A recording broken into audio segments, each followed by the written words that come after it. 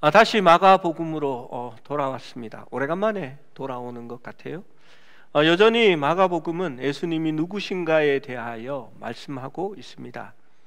마가는 우리에게 예수님의 제자들이 나가서 기적을 행하고 주님의 말씀을 전할 때에 예수님의 명령이 모든 것에 퍼졌음을 말씀합니다. 그리고 그 소식은 헤롯에게도 전해졌습니다. 사람들은 예수님이 누구인지 알려고 했습니다. 그래서 사람들은 예수님을 세 가지로 그렇게 공론하고 있었습니다.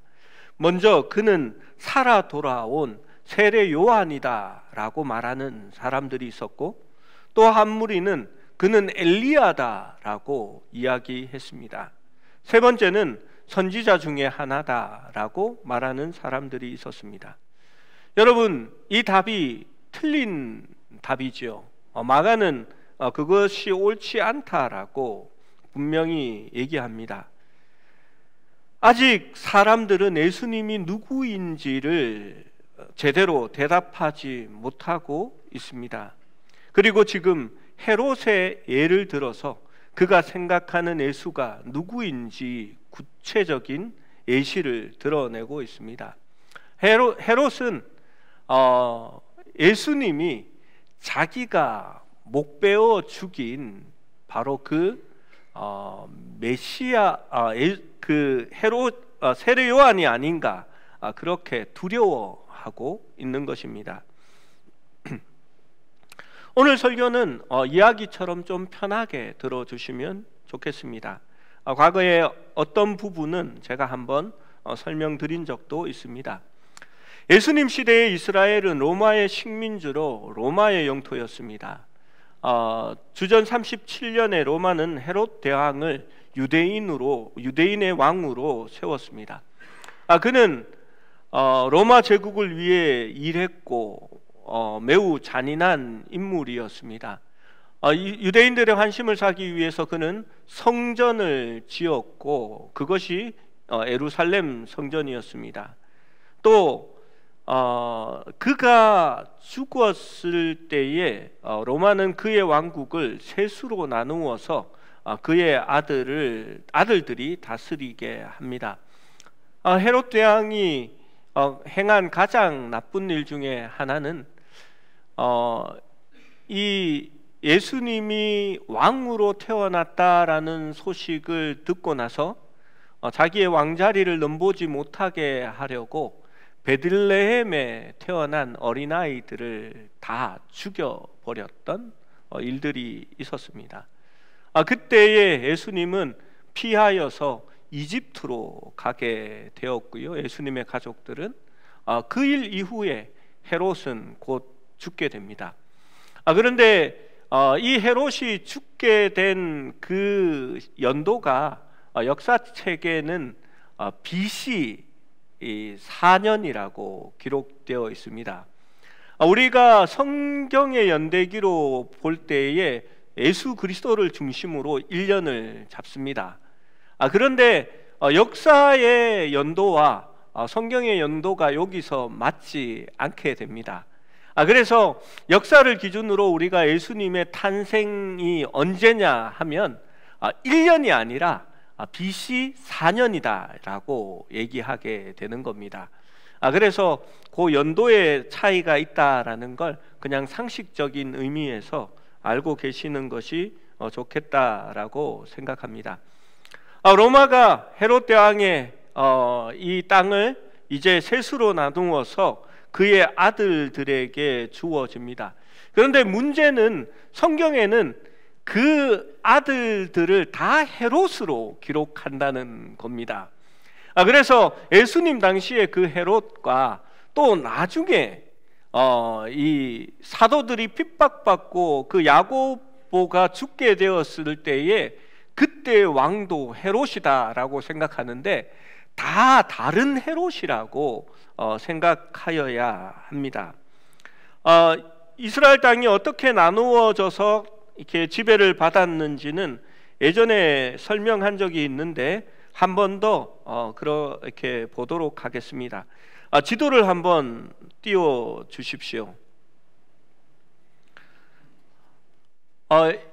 이전에 보았듯이 먼저 이 녹색의 땅 사마리아와 여기 예루살렘이 있고 유다 땅입니다. 이두메가 여기 있죠. 이 녹색의 이 땅을 다스린 아들이 아켈라우스입니다. 우리는 이렇게 아켈라우스라고 얘기하지만 실제 이름은 헤롯입니다. 헤롯 아켈라우스라고 부르는 거지요. 이 땅을 그가 받았지만 AD 6년에 이 아켈라우스는 이렇게 정말 시원찮은 왕이었고 즉각 폐위되게 됩니다.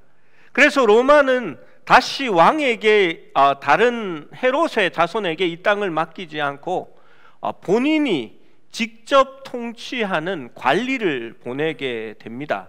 그래서 총독이 다스리는 땅이 되어버리는 거지요. 총독이 몇 번을 바뀌게 되지만 예수님이 공생애를 시작할 때의 총독의 이름은 본디오 빌라도입니다.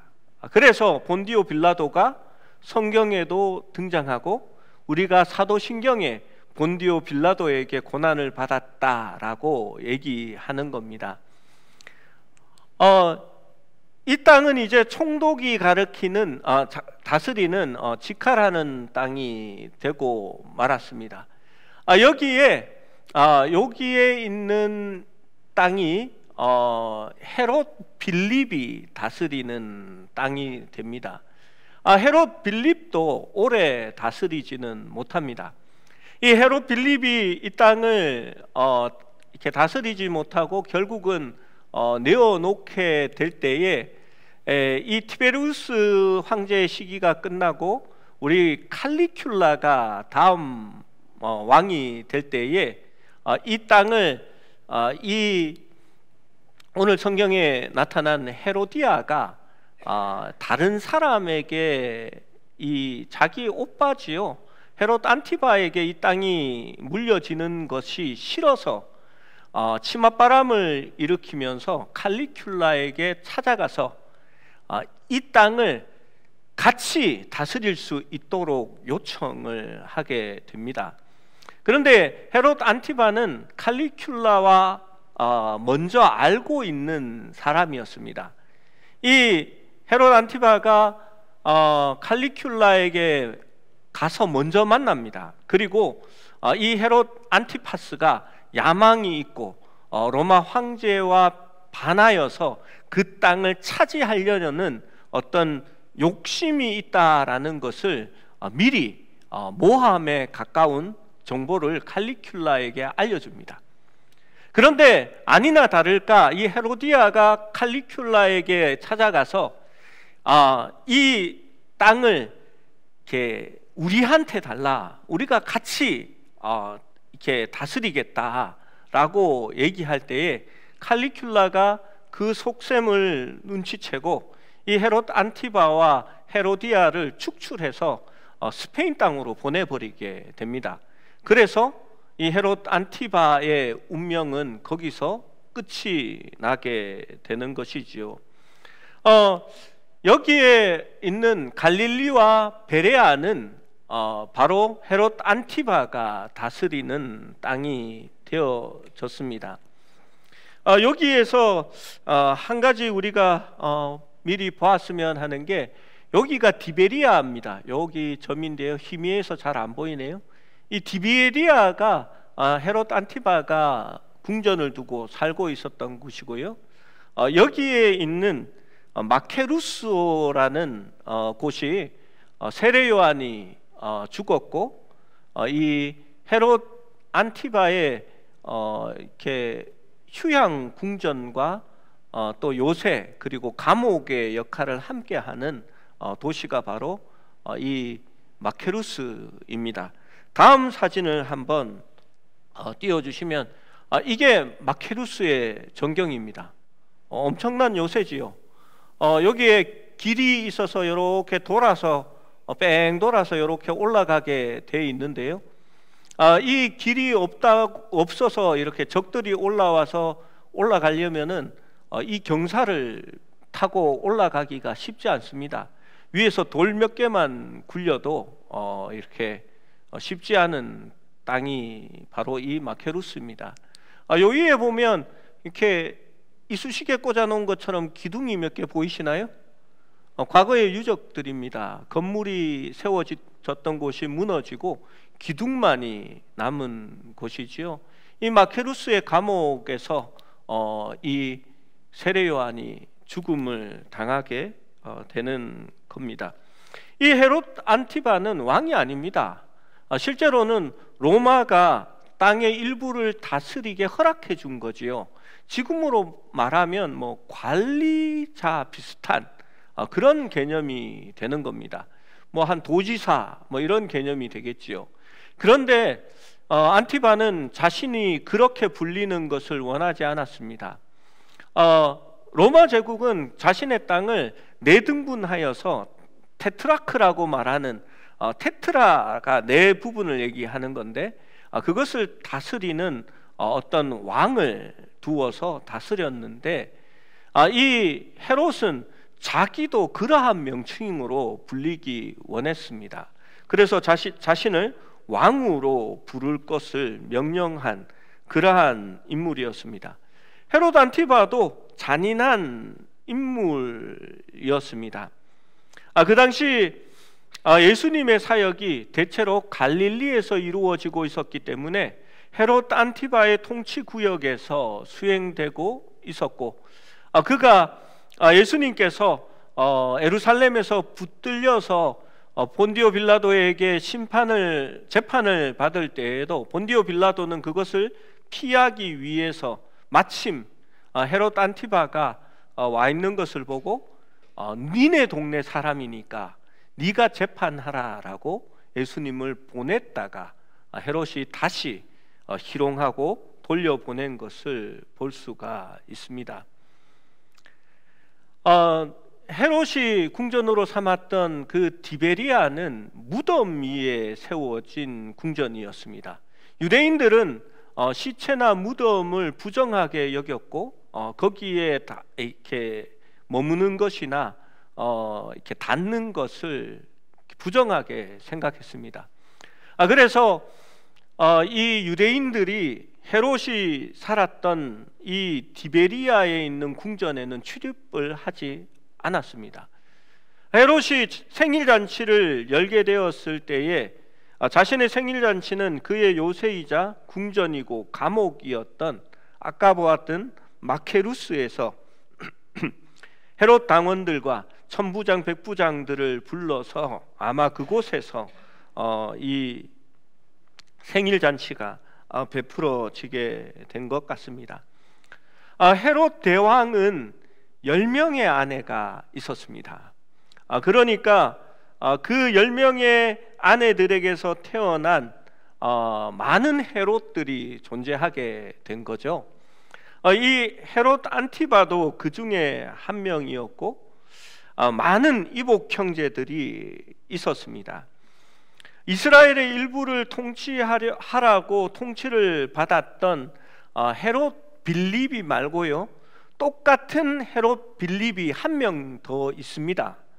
그 헤롯 빌립은 땅을 받지는 못했고 그는 로마 시민권을 가지고 로마에서 살고 있었습니다.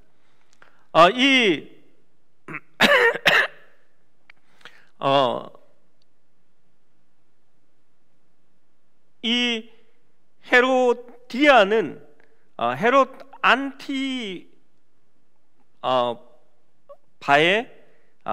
이복 동생 헤롯 빌립의 아내였습니다. 여기에서 이제 이렇게 족보가 상당히 꼬이게 되는데 그 가계도를 한번 띄워봐 주십시오. 일단 여기에서 제일 이상한 게 있습니다. 이게 헤롯 대왕이고요. 여기서 아리스토블루스라는 형제가 하나 있고요. 여기에 보면 헤롯 빌립이 있습니다. 그 다음에 헤롯 안티바스가 여기에 있습니다. 이 헤롯 빌립은 땅을 차지한 그 헤롯 빌립이 아니고요, 다른 헤롯 빌립입니다. 여기서 보면 아리스토블루스라는 이 형제가 이렇게 있는데 그가 낳은 아들과 딸이 헤롯 아그리빠와 헤로디아 두 명입니다. 그러면 보통 가계도가 어떻게 되냐면요, 사다리 모양으로 요렇게 내려와야 되잖아요. 근데 이 가계도가 이게 대각선으로 위로 휙 올라가 버렸습니다. 이 아리스토블루스의 딸인 헤로디아가 누구랑 결혼을 해버리냐 하면요, 자신의 삼촌인 헤롯 빌립과 결혼을 한 겁니다. 삼촌과 결혼하는 것을 성경은 근친간의 결혼이라고 보고요, 레위기에 보면 이러한 일을 행하는 자마다 하나님께 저주를 받아 죽임을 당하여야 한다라고 분명히 말하고 있습니다.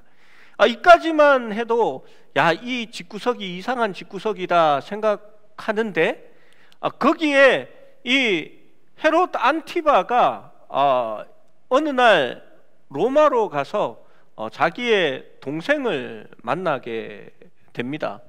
동생을 만나러 갔더니 그 동생의 아내 헤로디아가 자기 또 조카이기도 하지요. 있는데 둘이 눈이 맞아 버린 겁니다. 그래서 둘 다 이혼하기로 하고 이혼하고 다시 이렇게 유다로 이 갈릴리로 와서 우리 같이 살자 이렇게 된 겁니다. 이 대단한 막장이거든요. 이 막장을 들으면서도 여러분이 아무렇지도 않은 듯 이러한 표정을 짓는 건 요즘 TV 드라마에서 막장이 너무 많아가지고 이제는 여러분이 별로 놀라지도 않는, 그건 우리가 이미 죄가 관영한 가운데 살아가고 있는 사람들이기 때문입니다. 그래서 이 헤롯 안티바가 자기 동생의 아내였던, 그리고 자기의 조카인 헤로디아를 데리고 와서 함께 살게 됩니다. 성경과 역사책에는 이것을 결혼이라고 말하지 않습니다. 여전히 불륜이라고 그렇게 보고 있는 것입니다. 그의 헤롯 안티바의 첫 번째 부인이 있었습니다. 우리 앞서 보았던 지도를 다시 한 번 더 띄워주시겠습니까?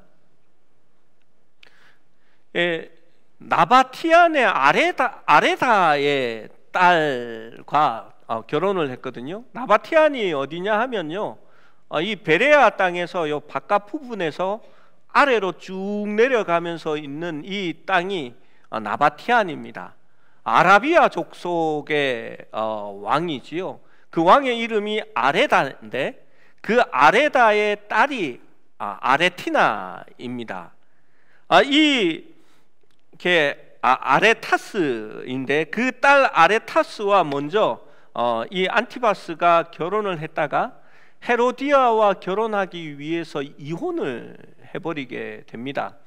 여러분이 지도에 보면 그 땅이 바로 물려 있다라는 것은 정략 결혼을 한 겁니다. 정치적인 이해관계를 위해서 정략 결혼을 했는데 자기 딸을 그렇게 쫓아내 버리니까 이 나바티안의 왕 아레다가 그것을 참겠습니까? 그래서 헤롯 안티바와 이 나바티안 두 나라가 이제 이렇게 전쟁을 벌이게 됩니다.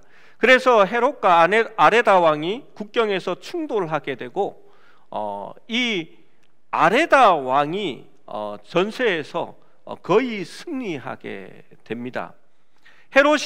이 헤롯 안티바가 패할 지경에 이르게 되니까 그는 로마에다가 도움을 청합니다. 당신의 나라가 이렇게 이제 망하게 되었고 죽게 되었다라고 얘기하니까 로마가 거기에 끼어들어서 그 전쟁을 전세를 뒤바꿔 버립니다.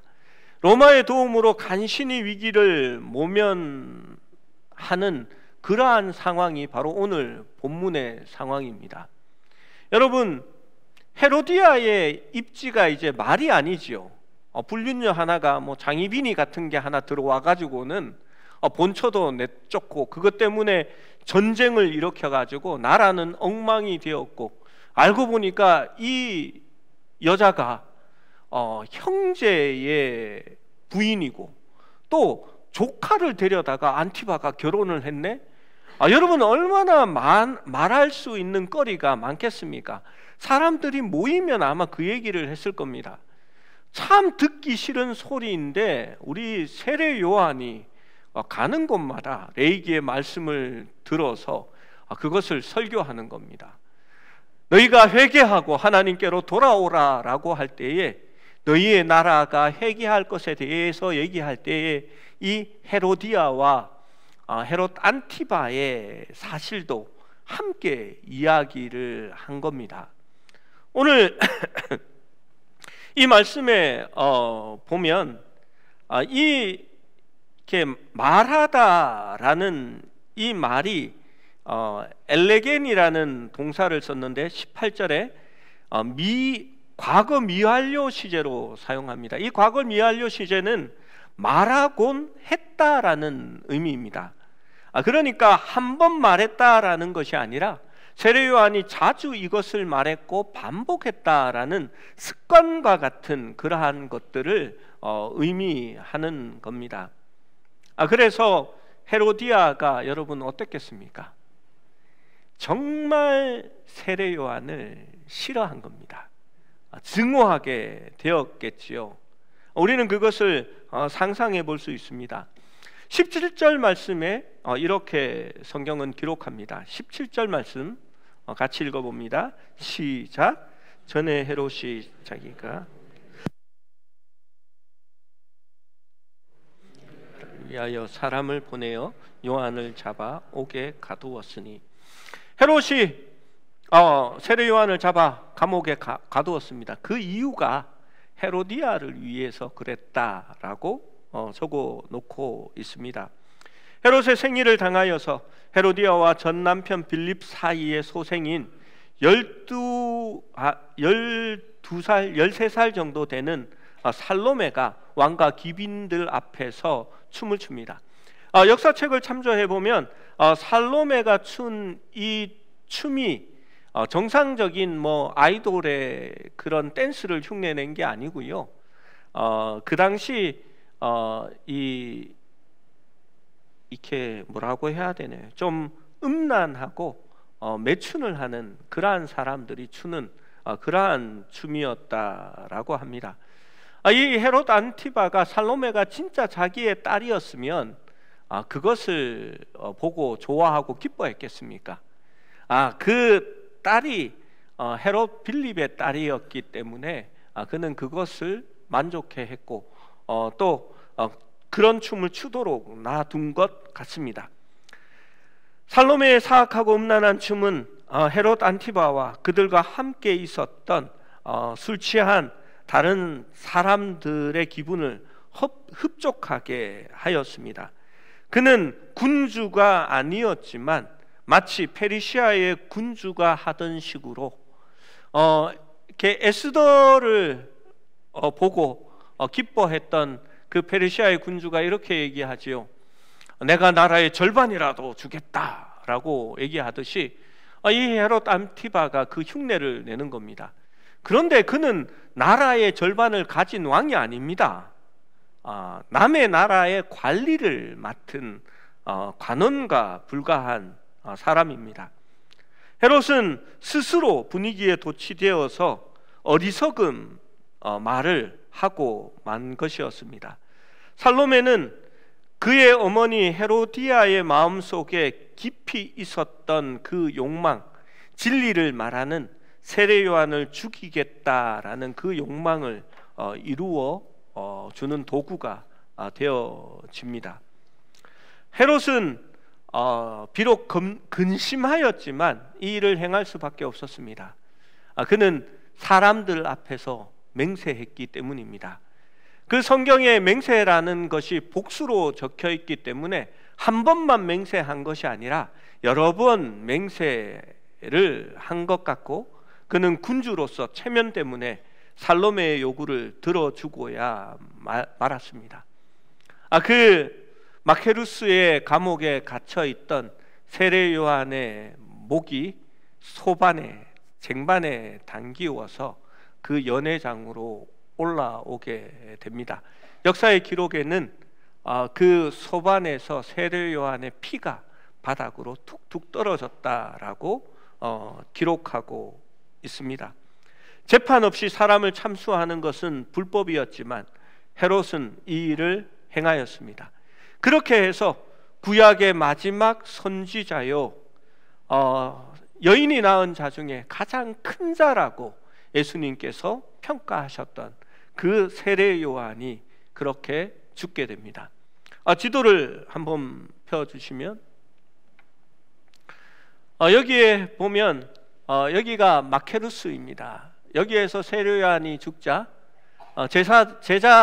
세례 요한의 제자들이 그 시신을 수습해서 이렇게 올라갑니다. 유대인들은 바깥에서 죽는 것을 큰 모욕으로 알았습니다. 그래서 그 시신을 모셔다가 열조의 무덤이 있는 이 세바스티안이라는 사마리아의 지명입니다. 사마리아 땅으로 가서 여기에 세례 요한을 무덤에 이렇게 묘실에 넣고 이들은 여기에서 계속해서 올라가서 가버나움까지 이르게 됩니다. 마태복음에 보면 이들이 예수님께 와서 세례 요한이 어떻게 죽었다라는 것을 그 제자들이 전하게 됩니다. 왜 그렇게 세례 요한의 제자들이 가버나움까지 가서 예수님께 그것을 전했을까요? 세례 요한은 늘 얘기했습니다. 나는 그리스도가 아니다. 내 뒤에 오실 그 이는 불로 세상을 심판할 것이요 그가 그리스도다라고 얘기했기 때문입니다. 요한의 제자들은 스승의 죽음을 알리고 아마 그들도 예수님을 따랐을 것입니다. 이제 우리는 이 본문에 처음으로 돌아가서 사람들이 예수를 어떻게 기억하는지 연결해 보아야 합니다. 헤롯은 예수님을 자신이 목을 벤 요한이 살아난 것이다 라고 생각했습니다. 그래서 그는 예수님을 직접 보고 확인하고자 하는 마음이 간절했습니다. 왜냐하면 혹시나 그가 세례 요한이 다시 살아난 것이면 어떡하냐는 두려움이 있었기 때문입니다. 그래서 나중에 예수님이 재판을 위해서 자기에게 보내졌을 때 그는 세례 요한이 살아난 것이 아님을 인해서 좋아하고 예수님을 희롱했던 것을 우리가 볼 수가 있습니다. 17절에서 20절의 말씀을 다시 한번 읽어봅니다. 17절에서 20절입니다. 시작. 전에 헤롯이 자기가 동생 빌립의 아내 헤로디아에게 장가든 고로 이 여자를 위하여 사람을 보내어 요한을 잡아 옥에 가두었으니 이는 요한이 헤롯에게 말하되 동생의 아내를 취한 것이 옳지 않다 하였습니다. 헤로디아가 요한을 원수로 여겨 죽이고자 하였을 때 하지 못한 것은 헤롯이 요한을 의롭고 거룩한 사람으로 알고 두려워하여 보호하며 또 그의 말을 들을 때에 크게 번민을 하면서도 달갑게 들음이로라. 헤롯은 어떤 이중성을 가지고 있습니다. 헤로디아를 위하여 요한을 가두었으나 헤로디아가 죽이고자 하는 것은 또 막았습니다. 그는 요한을 의롭고 거룩한 사람으로 알았고 두려워하여 보호하였다라고 했습니다. 요한의 말을 들으면 번민을 하면서도 달갑게 들었습니다. 그렇지만 그는 결국 세례 요한을 죽이고 또 죽이고 나서도 두려워하며 살았습니다. 여러분, 이것을 신앙적인 측면에서 한번 생각해 보십시오. 20절에 크게 번민을 하면서도 라고 할 때에 이 번민은 아포레오라는 단어를 사용합니다. 우유부단함을 이야기하는 겁니다. 이 길로 가야 할지 저 길로 가야 할지 마음이 왔다 갔다 하고 주저하는 것을 말하는 겁니다. 이것은 문자 그대로 보면 두 개의 마음을 의미하는 겁니다. 이중적인 마음을 가지는 겁니다. 이것도 좋아 보이고 이것도 좋아 보이는 겁니다. 그래서 이것을 취하려고 하지만 이것을 놓을 수도 없는 그런 입장에 있는 겁니다. 여러분, 양다리를 걸친다라고 할 때에 이게 그것이 얼마나 나쁜 것이다라고 얘기합니다. 분명한 확신이 있어야지 양다리를 걸쳐 놓으면 그건 옳지 않은 거지요. 여러분, 영적인 문제에 있어서 하나님을 따르는 것에서도 이 양다리를 걸친 사람들이 있습니다. 영적인 현기증을 가지고 균형을 잃어버리는 것입니다. 성경은 이것을 두고 좌로나 우로나 치우친다라고 이야기하는 것입니다. 하나님을 믿는 사람들도 그렇게 양다리를 걸치고 살아갈 때가 많습니다. 때로는 두려워하지만 때로는 번민하고 때로는 그 말씀을 존경하면서 그렇게 살아갑니다. 그런데 여러분, 그때가 넘어지기에 가장 좋은 때입니다. 여러분, 사탄은 넘어진 자를 넘어뜨리지 않습니다. 넘어뜨릴 필요가 없기 때문입니다. 왜냐하면 넘어졌으니까요. 그리고 바로 가고 있는 사람은 넘어지기가 쉽지 않습니다. 그런데 마음이 왔다 갔다 하면서 주저하고 있는 사람들은 반드시 넘어지게 되어 있는 것입니다. 여러분, 헤롯 안티바스는 그러한 마음을 가진 자입니다. 여러분, 그러한 경우에 우리는 어떻게 판단할까요? 성경을 여러분이 볼 때에 헤롯 안티바스가 정말 신앙이 좋은 사람으로 기록하고 있는 것 같습니까? 헤롯 안티바스가 믿음은 있는데 좀 약했어. 그치만 가능성이 많아라고 그렇게 기록하고 있는 것 같습니까? 여러분, 빌라도도 예수님을 증오하지 않았습니다. 빌라도도 예수님을 죽이고 싶지 않았습니다. 그는 백성들의 인기와 자기가 해야 할 올바른 것 사이에서 갈등하고 좌로도 치우쳤다가 우로도 치우쳤다가 결국은 중심을 잡지 못했습니다. 그리고 손을 씻으면서 나는 이 일과 상관이 없다라고 했습니다. 그러나 과연 상관이 없었을까요?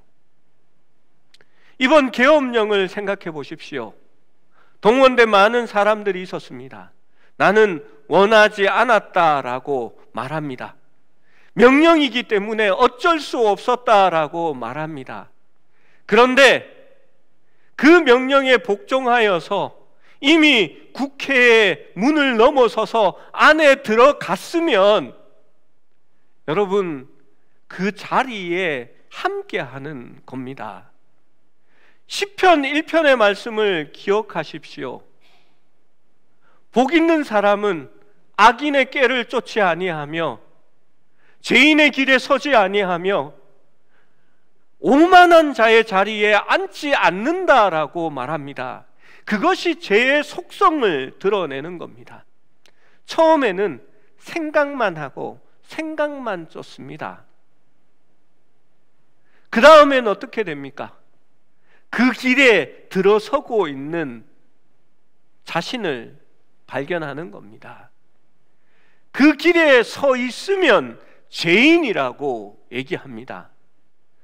친구 따라서, 누구의 명령을 따라서 그 길에 한 번만 섰을 뿐인데 라고 말하겠지요. 그러나 곧 그 자리에 앉아있는, 거기에 아예 자리를 깔고 앉아있는 자신을 발견하게 되는 겁니다. 성경은 그러한 사람을 오만한 자다라고 시편은 이야기하고 있습니다. 한 몇 주 전에 유튜브를 통해서 이 무쇠소년단이라는 그 뭐라고 해야 되나요? 예능 프로그램을 제가 봤습니다.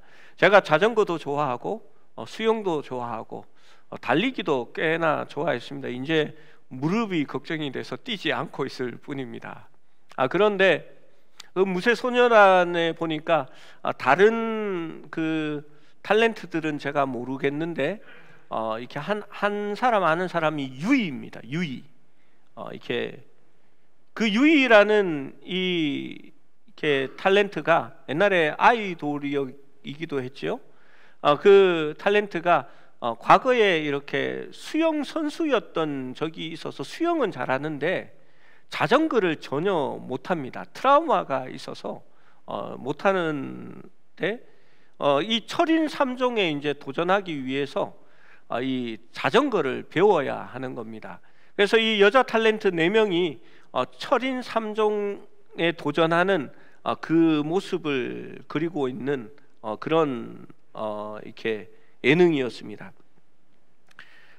이 자전거를 타는데 우리 동네가 이렇게 나오더라고요. 어디냐 하면은 여러분도 이렇게 자주 가시는, 저를 데리고 가신 분도 있는데 저기 초계칼국수집 팔당에 있잖아요. 그 옆에 이렇게 자전거 도로가 돌아갑니다. 최종 목적지가 그 초계칼국수집이었어요. 자전거를 타고 이렇게 양평 쪽에서 이렇게 오다 보면 초계칼국수 도착하기 한 50m, 30m 전에 자전거 도로 폭이 한 이 정도 되다가 이렇게 반으로 좁아드는 부분이 있습니다.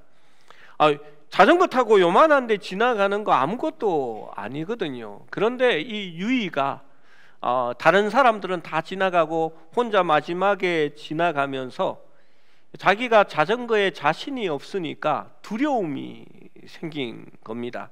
마음속에 내가 저기를 통과할 수 있을까? 갈 수 있을까? 멈춰야 될까? 막 고민을 하는 사이에 자전거는 점점 그 길을 향하여 더 나아가고 있는 겁니다. 이렇게 틀어서 빠져나가야 되는 건지, 아니면 내가 통과할 수 있을 건지, 가야 될지 서야 될지 고민하기 시작하니까 막 핸들이 흔들리기 시작합니다. 그러면 브레이크를 확 잡고 서면 되는데 이제 두려움이 앞서지니까 가야 될지 서야 될지, 내가 통과해야 할 수 있을지 못할 것 같아 라는 마음이 있으니까 결국은 그 앞에 다다르자 브레이크를 잡는 게 아니라 자전거에서 뛰어내리려고 하다가 다쳐버리고 말았습니다. 그래서 거기에 주저앉아 울더라고요. 그래서 보면서 참 이렇게 딱하다라는 생각이 들었습니다. 여러분, 아무것도 아닌 지나갈 수 있는 길입니다. 지금껏 온 것처럼만 그냥 가면 되는데 두 마음을 품었기 때문에 흔들리기 시작한 겁니다. 갈 건지 설 건지 확실히 정하면 되는데 가야 될지 말아야 될지 하면서 넘어지게 된 것입니다. 여러분, 헤롯 아그리빠는 마음속에 두 마음을 품었습니다.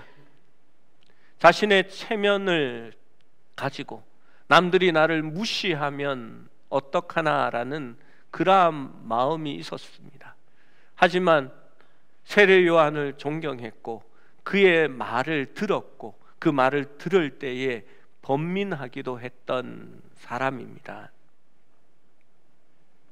그는 그리스도를 중심에 두지 못했습니다. 세례 요한이 전한 그 말을 따르지 못했고 오히려 자기가 좋아했던 여자의 말에 노예가 되어 그렇게 흔들리고 만 것입니다. 여러분, 쉽지 않습니다. 저는 그렇게 교인들을 보면서 그런 생각을 합니다. 형제가 교회를 안 다니고 자매가 교회를 다니면 그 자매가 형제를 이렇게 끌고 결국은 교회에 나옵니다. 여기에도 아내 때문에 구원받은 훌륭한 분들이 많이 있지 않습니까? 그런데 이 형제는 교회를 다니고 자매가 교회를 안 다니면 이렇게 나중에 이렇게 함께 신앙생활을 잘 하게 되는 것을 거의 못 봤습니다. 원래 이 남자들이 결국은 그렇게 되는 그런 일들이 있습니다. 그래서 늘 제가 믿는 자매 만나야 된다, 그게 정말 중요하다라는 얘기를 합니다.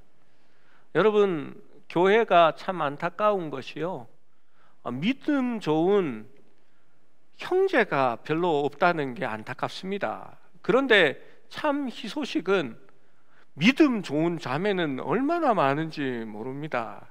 교회마다 막 넘쳐나고 있거든요. 저한테 얘기만 하시면 친구 목사들한테 연락해가지고 이렇게 우리 교회 참한 형제 있다 이러면 전부 저요 하면서 막 줄을 섭니다. 그런데도 여러분, 이렇게 이 신앙의 어떤 그것을 중심으로 두지 못하는 것을 보면 참 안타까운 생각이 듭니다. 세례 요한을 생각하면서 이제 말씀을 마무리하겠습니다. 여러분, 세례 요한은 진짜 여자가 낳은 사람 중에 제일 큰 사람이었다라고 말합니다. 별로 유명한 사람이 아닙니다. 대단한 업적을 남기지도 않았습니다. 들에 머물면서 메뚜기나 잡아먹고 야생 꿀을 취하여 먹었던 그런 사람이었습니다. 부자도 아니었습니다. 명예가 높은 사람도 아니었습니다. 그런데 예수님은 그가 제일 큰 사람이라고 이야기했습니다. 여러분, 무엇 때문일까요? 그는 자신을 드러내지 않습니다.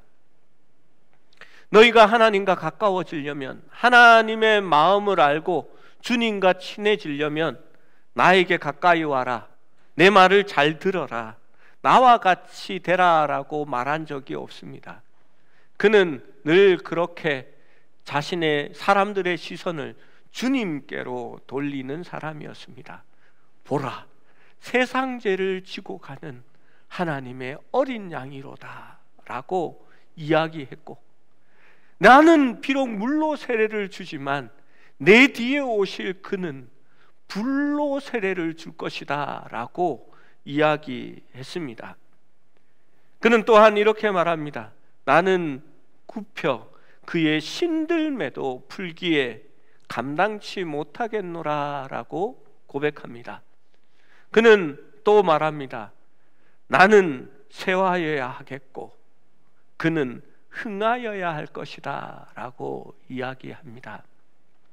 여러분, 그것이 신앙인의 모습이고 가장 큰 자의 모습이라고 생각합니다. 여러분, 저는 오늘날 교회가 마케팅을 하면서 담임 목사를 내세우는 것이 하나님의 뜻과 반대되는 것이라 생각합니다. 교회에 목사의 기념관이 세워지고 또 그 목사의 일대기를 진열해 놓는 것이 왜 교회에 필요한지 저는 의심스럽습니다. 그것을 세울 장소가 있으면 그리스도의 복음에 대한 자료실을 하나 더 만드는 것이 교회라고 생각합니다.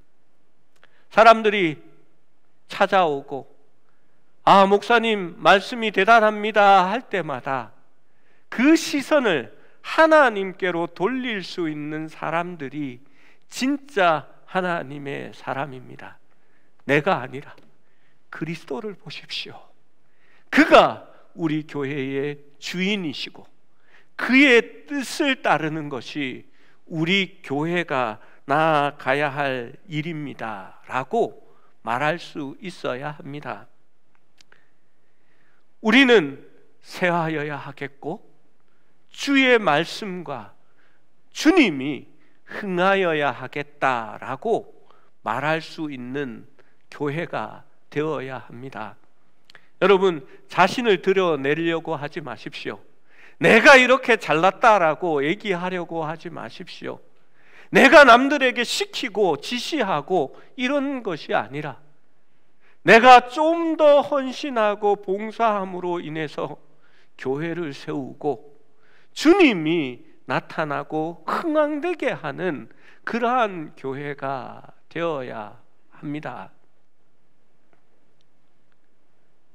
저는 우리 교회가 그래도 많이 그렇게 가고 있다라고 생각합니다.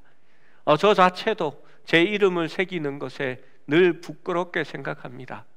그리고 교회 안에 바위에다가 자기 이름을 세워 놓았던 것을 저희는 몰래 다 그라인드로 밀어서 지워버렸습니다.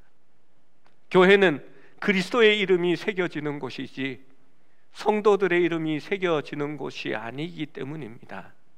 제가 언제 교회를 은퇴할지 몰라도 저에 관한 역사와 저의 이름을 저는 남기지 않을 겁니다.